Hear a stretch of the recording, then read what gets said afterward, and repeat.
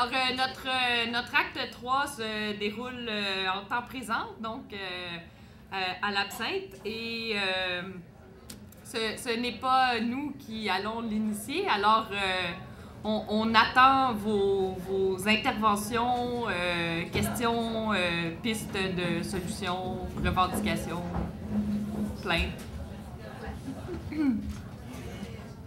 Salut. Salut. On pourrait même amener une chaise pour discuter, ouais, là. Ce serait le fun. Okay. J'avais juste une petite question. Vous parliez de bureaucratie, comme quoi ils voulaient mettre moins de cours dans les programmes ou quoi que ce soit. Je vais parler pour ce que je connais. Je suis en français langue seconde. Il y a 3 ou 4 ans, je crois. C'était 3 ans, le bac. À présent, c'est 4 ans. Puis je me questionne sur la légitimité de plusieurs cours que j'ai. Je me demandais si c'était pas justement de la bureaucratie que de rajouter d'emplois, plus de chargés de cours ou quoi que ce soit. Je trouve que, personnellement, je finirais cette année en 3 ans, puis je me sentirais prêt à enseigner probablement. Si tu me permets, Christophe, je vais répondre puisque ça fait 1 an et demi que je suis directrice adjointe d'une concentration du bac en enseignement.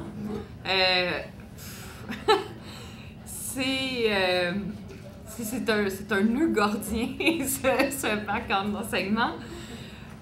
En effet, non, je ne pense pas que la multiplication des cours soit destinée à donner plus de jobs aux enseignants ou enseignantes, qui soient chargés de cours ou profs. Ça dépend du ministère de l'Éducation, des loisirs et du sport. Il ne faut jamais oublier qu'on a un ministère qui s'occupe de toutes ces choses-là en même temps. C'est une catastrophe, à mon avis. Donc, ce ministère-là a un comité d'agrémentation des programmes de formation à l'enseignement que l'on nomme dans mon milieu affectueusement le CAPFE. Le CAPFE fait donc, puisque le bac en enseignement, justement, donne un brevet pour, c'est vraiment le droit d'enseigner dans des écoles reconnues par le ministère. Alors, le CAPFE visite les universités et détermine ce que ça prend sur le plan de la formation pratique, notamment c'est-à-dire des stages, mais aussi de la formation disciplinaire. Maintenant, il y a multiplication depuis quelques années des cours qui traitent plus spécifiquement des capacités techniques d'enseignement plutôt que des contenus disciplinaires. Et ça, c'est une bataille qui est, disons, loin d'être terminée. Ça fait longtemps qu'elle se mène, c'est-à-dire que dès que, par exemple, une instance décide que ça vaudrait la peine que les gens sachent comment agir dans des classes en difficulté d'apprentissage, on rajoute un cours obligatoire de ça, puis whoop, on enlève un cours de contenu. Ce qui fait que, dans le fond, les étudiantes et étudiants ont peu d'occasions d'apprendre le contenu qu'ils vont aller enseigner, et de plus en plus d'occasions de savoir comment enseigner. Donc, on apprend beaucoup aux gens comment enseigner, mais quoi enseigner, ça, c'est plus difficile. Je dois avouer que je ne connais pas les gens du CAPFE ni les gens du MELS, donc du ministère. Mais cette réflexion-là sur les programmes et ce qu'il devrait y avoir dedans, elle est donc menée à un niveau supérieur qui a des exigences et que les universités ensuite individuellement décident d'appliquer de façon un peu différente. Donc oui, c'est une formation qui est assez longue, dont plusieurs étudiantes et étudiants considèrent qu'elle vise un peu à côté du but, ou en tout cas qu'elle passe à côté de l'objectif, qui est finalement d'être capable de se sentir à l'aise avec un savoir, puis d'être capable de le transmettre à des jeunes d'une façon vulgarisée, qui soit adaptée, vulgarisée pas au sens péjoratif, là, mais qui soit adaptée à leur âge et à leur contexte social aussi. Moi, je participe au comité là, interne à l'UQAM avec les autres directeurs de concentration et plus pour le bac, justement, en enseignement secondaire, mais c'est des problèmes qui touchent l'ensemble des formations à l'enseignement.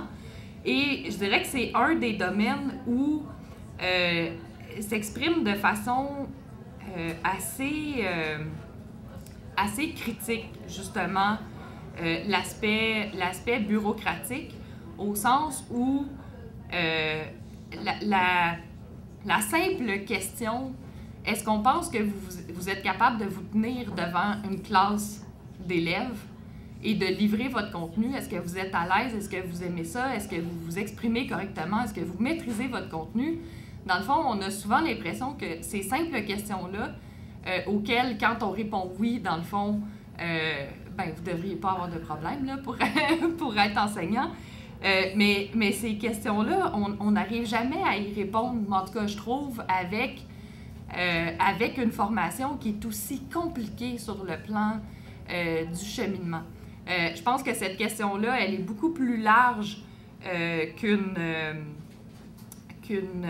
concentration, qu'un domaine d'apprentissage et même qu'une université, et que le lien entre les différents paliers d'éducation, primaire, secondaire et universitaire, se fait très difficilement ou pas du tout. Je pense que Christophe a envie de vous en parler parce que en mathématiques, il y a vraiment un problème particulier de ce côté-là. Moi, j'ai envie de vous poser la question, c'est ça qu'on disait, on avait un plan quand même, qui était qu'on vous laissait exprimer un problème de lien entre bureaucratisation et finalement vous, étudiants, ou votre avenir finalement. Parce que vous suivez des études pour une raison quand même, c'est pas forcément pour travailler, hein, c'est aussi pour apprendre. Hein, bon. Moi, j'ai envie de vous poser la question suivante. Est-ce que quelqu'un sait ici comment est organisé l'apprentissage de la formation des maîtres du secondaire dans d'autres pays? Vous savez pas? Ça m'a fait rire parce que le Québec, là, est le seul que je connais qui fait ça comme ça. Hein. Alors pour moi, de mon côté, et puis je veux dire, j'ai regardé un peu ça dernièrement, le best, la façon d'organiser ça est une façon qui part d'une excellente idée, qui est d'intégrer l'apprentissage d'un domaine avec la façon de l'enseigner à des gens au secondaire. Ce qui n'est pas facile, moi je ne pourrais pas aller enseigner au secondaire, je vous le dis, là c'est comme, pour moi je n'ai aucune idée de comment ça se passe, et vraiment c'est important. Le problème c'est que la façon déjà, ça peut fermer des portes, attention, parce que c'est pas un bac de contenu, c'est un bac bidisciplinaire quelque part. Et l'autre côté, c'est que ça crée au Québec, en tout cas, beaucoup de bureaucratie annexe. Les stages, il faut intégrer les stages dans la formation, patati patata. Et là, je vois, moi quand elle m'en parle, je n'aurais jamais pris une direction comme ça, c'est l'horreur. Voilà. En tout cas, dans les autres pays, que ce soit d'ailleurs, sont très similaires, que ce soit d'ailleurs la France ou l'Ontario. Non, mais c'est intéressant parce qu'il y en a un qui est juste à côté, là, puis l'autre de l'autre côté de l'Atlantique. C'est un bac disciplinaire, 3 ans, puis une année de formation, après. C'est-à-dire vous pouvez faire une maîtrise dans la discipline, ou vous pouvez faire ce que vous voulez, mais ou vous pouvez aller faire une année de formation, donc vous allez faire vos 4 stages, etc. Un peu dans l'esprit maîtrise qualifiante qu'ils ont créé au Québec, finalement, maintenant. Et ça se passe, du coup, extrêmement... Hein, pardon? Ouais, bah, ça, ce qui paraît, ça va se casser la gueule, en tout cas. Oui, mais moi, j'ai l'impression que ça crée plus de problèmes administratifs et du coup plus de bureaucratie qu'autre chose, cette affaire-là. Alors que ça partait d'une bonne idée, sûrement. Hein. Et moi, ce que je peux vous dire, c'est qu'ailleurs, ça ne veut pas dire que c'est mieux. Forcément, ça ne veut pas dire que c'est mieux. Ce que je veux dire, c'est qu'en tout cas, c'est plus simple à gérer. Et que les étudiants, finalement, font un bac et ont l'impression qu'ils ont plus de choix, d'opportunités de carrière après pour si ça ne me plaît pas, je ne veux pas aller enseigner au secondaire, je m'en vais faire une maîtrise, je vais enseigner au cégep. C'est possible. En maths, comme c'est extrêmement précis, qu'on apprend un langage, on est un peu pressé. Vous avez un bac en maths, j'espère que mes étudiants vont me pardonner, mais moi je passais par là aussi. On apprend un langage étranger, puis on commence ça quasiment en dernière année de cégep, quoi. Donc on est un peu en retard, et c'est un peu l'équivalent d'un secondaire, si vous voulez, un bac, là. On apprend tout depuis le début. Et donc, quand on fait un BES ici, eh ben, il y a beaucoup de ce contenu qui n'est pas là, et du coup, il est quasiment impossible, sans refaire un bac en maths, d'aller enseigner au collégial, ou d'aller faire une maîtrise d'ingénierie, ou d'aller faire une maîtrise en économie. Donc c'est horrible quelque part, et en plus, ça produit des problèmes bureaucratiques pour les profs, pour les directeurs de programme surtout, mais aussi pour les étudiants, comme j'ai entendu des cas, il suffit de rater un stage, puis le cours se donne en accéléré en même temps, puis alors c'est le bordel, là. Bah, voilà. Moi, ce que j'ai à dire là-dessus, c'est que ce qui m'étonne foncièrement, c'est que c'est le seul pays que je connaisse, le Québec, qui a cette manière de gérer la formation des maîtres, qui part d'une excellente idée, vraiment, mais que ça crée une grosse bureaucratie qui n'existe pas ailleurs et qui du coup rend extrêmement compliqué tout en fermant des portes aux gens qui font cette formation-là. Moi, c'est mon point de vue du point de vue du BES en maths, hein, que je connais. Enfin, je connais pas le BES en maths, mais je connais les études en mathématiques. Voilà. En tout cas, je sais pas si ça répond à la question, mais c'est vraiment un merveilleux exemple de multiplication des paliers bureaucratiques et de manque de communication aussi entre les différents paliers du savoir. Moi j'aurais une question, c'est intéressant, je n'ai pas fait de cégep moi, donc je ne sais pas ce que c'est, je passais du secondaire à l'université là. Est-ce que, quand vous appliquez aux universités, est-ce que c'est beaucoup de paperasse à remplir ou pas? Non, c'est correct, c'est bien fait ça? Okay. Profitez-en. Et une fois que vous y êtes, c'est correct aussi? C'est pire quand on est rentré. Ah, hein? C'est pire après, c'est ça. Ça fait un peu comme la fleur carnivore, non? Ça vous attire comme ça? Mais c'est ça, je pense qu'il y a beaucoup d'obstacles qui sont créés par la volonté d'uniformiser. Tu sais, c'est toujours un piège. La volonté d'uniformiser, elle passe par une justification du genre il faut que tout le monde ait les mêmes chances, que les règles s'appliquent à tout le monde. D'un autre côté, ça ne tient jamais compte des circonstances individuelles. Je pense plus particulièrement aux étudiantes et étudiants étrangers qui reçoivent son certificat du Québec, qui son permis d'études à des temps différents, alors que ça les prendrait les deux en même temps, puis de préférence avant-hier, sans quoi le registrariat annule la session carrément, parce qu'ils n'ont pas les bons papiers. Donc, bref, et ça se répète pour un ou une étudiant en particulier. J'ai eu beaucoup d'amis qui venaient d'ailleurs, qui ont été confrontés à ça. Ça se répète session après session. Mm-hmm. La même personne doit retourner dire « Non, mais c'est parce que j'attends mon papier. » À chaque fois, la session est annulée. On doit réinscrire la personne. Donc, c'est vraiment des circonstances comme ça qui ne sont pas prises en compte, je pense, parce que l'institution ne veut pas prendre une chance, ne veut pas risquer ça. Moi, en tout cas, je peux juste parler pour une institution comme l'UQAM, puisque j'y ai passé à peu près toute ma vie. Mais au début, à ses débuts, l'UQAM, en 1969, c'était, je sais pas si vous savez sans doute, c'était une petite université qui a été construite avec une couple de profs vraiment convaincus et marxistes là, qui avaient le goût de faire quelque chose, puis des chargés de cours, puis des étudiants. Aujourd'hui, il y a 40 000 étudiants et étudiantes. En fait, je pense que c'est 38 000 cette année. Et donc, c'est pas pareil, là. Les formes de communication ont changé, les paliers hiérarchiques aussi. Le contexte social a complètement changé. On parlait, nous, pendant notre grève des profs, avec des collègues qui étaient là à la fondation de l'UQAM puis qui disaient « Ah non, nous autres, on faisait pas ça évaluer dans nos classes, tu sais, ça marchait pas comme ça. » Donc, même moi, tu sais, je me dis « Ah ouais, OK, moi j'ai de la misère à concevoir qu'on n'évalue pas, mais le principe était différent, c'est-à-dire que les gens étaient là pour construire ensemble quelque chose et réfléchir ensemble. Ce qui, aujourd'hui, paraît souvent assez inconcevable vu la méfiance réciproque et le fait que si on n'évalue pas, il n'y a pas de notes, il n'y a pas de bulletin, il n'y a pas de diplôme. Hein? Donc voici des mesures réelles que quand on les confronte, il y a des conséquences directes aussi.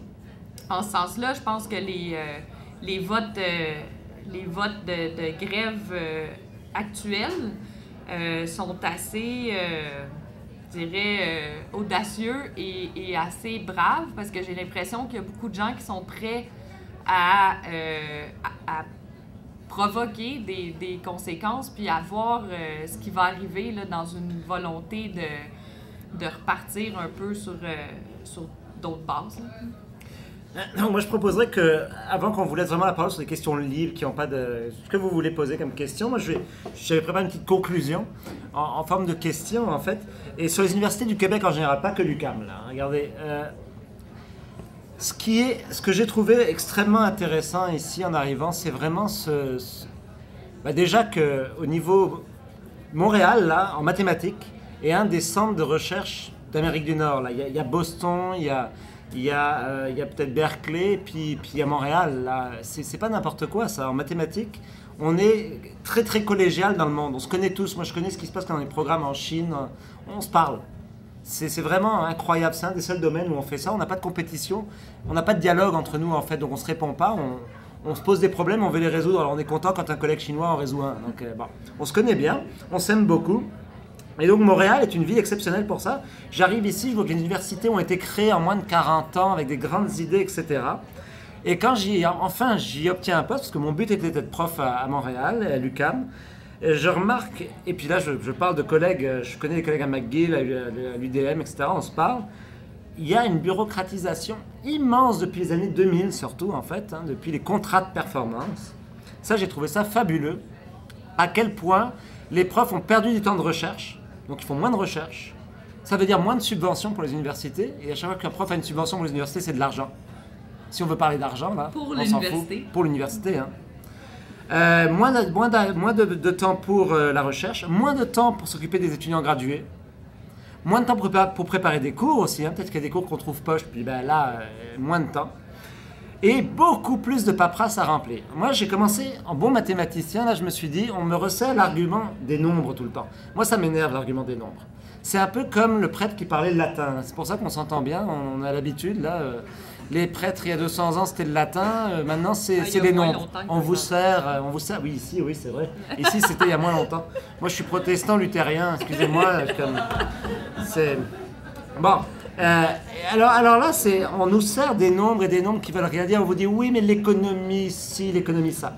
Moi, j'ai commencé à compter le temps que je perdais et le nombre de personnes qu'il fallait. Non, mais au salaire horaire, là, où je fais pas de recherche, où je perds. J'ai commencé à faire un bête calcul d'apothicaire. C'est idiot. On va me dire, ben là, rentre pas dans leur jeu. J'y suis rentré juste pour voir. Mais en fait, quand j'y rentre, j'ai l'impression qu'on dépense encore plus d'argent avec cette bureaucratie à outrance. Et moi, je soulève une question. Quand est-ce que quelqu'un, et où est-ce que quelqu'un va un jour faire le coût de ces contrats de performance? Parce qu'un contrat de performance veut dire évaluer des gens, veut dire demander à des gens d'aller regarder ça, de faire des calculs, d'écrire des textes de 200 pages pour dire comment ça se passe. Est-ce que quelqu'un un jour va évaluer le coût de ça? Moi, je dirais en fait, est-ce que quelqu'un un jour va renvoyer la balle de l'autre côté? C'est-à-dire, vous voulez qu'on évalue vos contrats de performance? Regardons à quel point c'est performant, vos contrats de performance. Parce qu'à mon avis, là, ils sont en train de se planter magistralement. Et ils sont en train de se planter, ça crée énormément de besoins administratifs au niveau personnel, beaucoup de temps. Moi, par exemple, je passe au moins 8 heures à faire des choses qui, normalement, disant... Écoutez, il faut ça pour un programme, pour que ça se passe bien. Normalement, on dit oui, c'est réglé en 5 minutes, c'est 8 heures. Vous voyez 8 heures, disons, à 30 piastres de l'heure, plus 3 secrétaires qui re-signent des papiers derrière moi. Vous imaginez le coup. Et après ça, et moi, ça m'a beaucoup énervé quand on a proposé, enfin, quand on a obligé une augmentation des frais de scolarité, c'est après, on vous dit « Ah ben là, il faut payer plus l'université, il n'y a pas assez d'argent. » Écoutez-moi là. regardez là, c'est quoi leur aussi d'argument pour ça? Et je veux dire, moi je vous propose un jour que quelqu'un fasse, pas moi forcément, mais je veux bien y participer, une étude. Vous voulez des études? Là, faisons une étude des nombres qui nous annoncent et combien ça coûte en temps humain. Humain de faire tout ça. Et voir après si c'est notre choix de société en plus de le faire. Parce qu'à mon avis, il y a les deux dans l'affaire. C'est-à-dire le deuxième point là-dessus, c'est que non seulement, à mon avis, ça coûte plus cher, mais je n'ai pas vraiment d'arguments à part mes arguments propres. Local, je veux dire. Et de ce que j'entends de mes collègues de l'UDM, de Sherbrooke, de McGill, de Concordia, etc. À part ça, de l'autre côté de l'Ontario, j'entends pas ça, donc je suis assez bizarre. C'est assez bizarre là, ce qui se passe. Mais peut-être parce qu'ils payent plus cher, mais ça, j'y crois pas trop. En tout cas... donc je proposerais ça, mais en plus je proposerais de revenir à des questions qu'on se posait il y a 20 ans. C'est-à-dire, c'est quoi le choix de société pour le Québec là? C'est-tu de faire des contrats de performance tout le temps là? Okay. Ou c'est-tu de proposer une éducation à tous, dans tous les domaines, pour tous? Et pas seulement des domaines extrêmement appliqués pour faire de nous des gens, des laborantins je sais pas, d'ingénierie avec des ponts qui s'écoulent. Enfin, je m'égare. En tout cas, j'aimerais ça une étude sur le côté humain et sur le côté quantitatif de ce qui se passe, de l'application des politiques du Québec depuis 10 ans, parce qu'à mon avis, ça coûte plus cher sur le plan humain et sur le plan quantitatif que ce qu'on pense. Je passe à... Ben, il y a des profs qui supportent la grève étudiante et il y en a qui ne la supportent pas.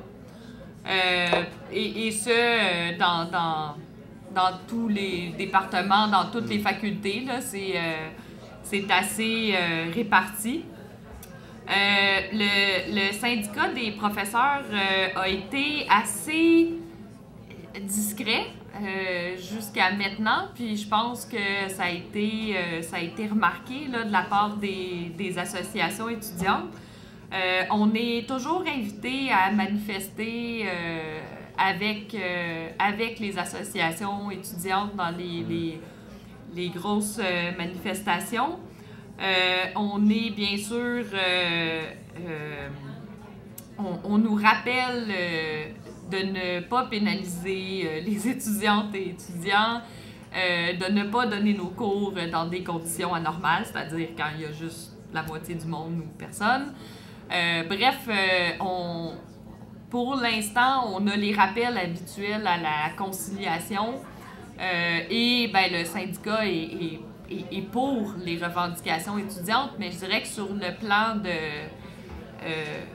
s'il y a d'autres actions plus concrètes que des prises de parole publiques ou à l'interne, je ne suis pas au courant pour l'instant.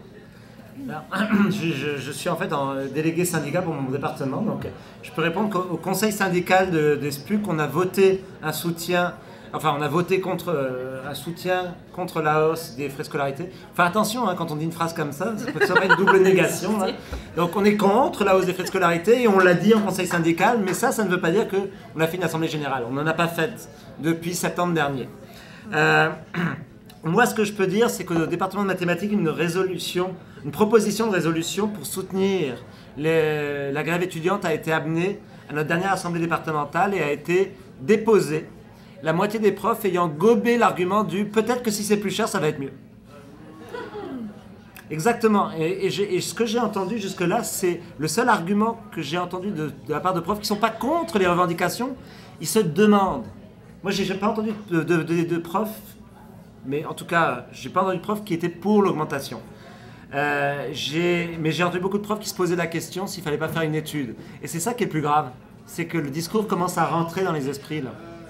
Alors que je rappelle qu'il y a d'autres pays, en Europe, c'est la Suède, etc. C'est entièrement gratuit, là. Les soins de santé aussi, d'ailleurs, en Suède, hein, au passage.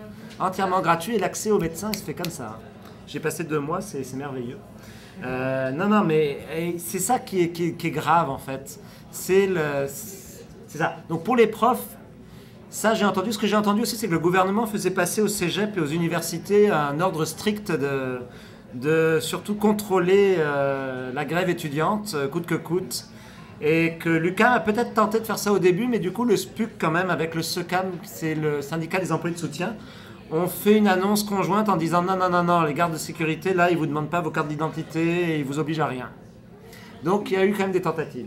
Oui, parce que pour Disons qu'ils ont fait au début de cette grève la même chose que dans les dernières, c'est-à-dire que on nous a demandé via les agents d'administration, donc du personnel de soutien syndiqué dans nos départements, de tenir un compte minutieux des heures perdues d'enseignement et d'en rendre compte, ce que personnellement j'ai refusé de faire parce que c'est comme évident là, que le monde en sciences humaines sont en grève depuis 3 semaines, donc je n'ai pas enseigné ces cours-là, mais j'ai refusé de rendre compte du nombre d'heures comme ça, parce que ça fait partie justement du jeu où ensuite on va dire, ben voici, chaque minute de cours, les étudiants ont payé pour, vous êtes payé pour, devra être reprise à la seconde près, alors que c'est pas comme ça que ça marche, le savoir, là. Moi, je le sais que dans mes classes, là, des fois, je passe 20 minutes à parler pour rien, des fois, je sais que je manque de temps, je sais que des contenus, ça se fusionne, ça s'étire. C'est pas là, d'avoir manqué une virgule qui va changer quelque chose. Et je ne veux pas qu'un décompte comme ça des heures perdues serve ensuite, parce qu'ils vont le faire pareil, le décompte, là, mais je ne veux pas participer au fait que ça va servir ensuite à évaluer financièrement, évidemment, combien a coûté la grève étudiante. Voilà. D'autres questions?